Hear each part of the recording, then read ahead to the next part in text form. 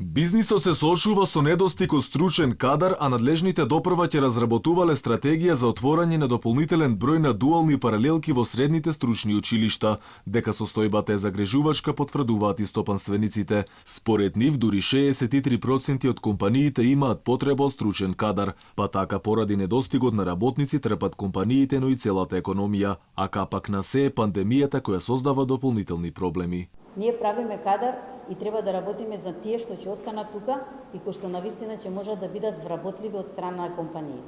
И затоа кажав дека овој отворен диалог и тоа што расте свеста кај компаниите дека треба да земат ученици на практична работа и да отвораат паралелки, нели, со дуално образование многу значи за компаниите, затоа што тие на тој начин ги водат учениците низ нивните работни процеси и после завршувањето на стручното образование можат веднаш да ги вработат во своите компании. Дека на македонската економија итно е потребен стручен кадар, алармира и Советот на странски инвеститори. Препорачуваат во иднина да се инвестира во соодветно образование со цел младите луѓе да се здобие со стручни вештини за потребите на фирмите. Од технолошко-индустриските развојни зони велат дека работат на овој проблем.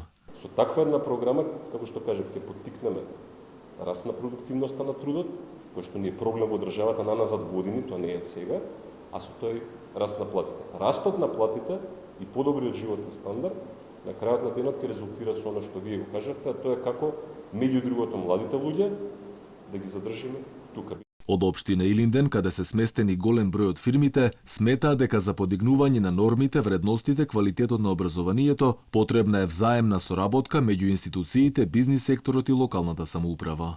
Општина Илинден е вклучена во овој процес со подпишување на меморандуми во средното образование со повеќе компании во нашата општина, каде што меѓусебните обврски се во делот токму на практичната настава, односно учениците од нашето средно техничко училиште одат на практична настава компаниите, а исто така менаџерскиот тим од компаниите доаѓа во училиштето каде што директно врши предавање и обуки на учениците.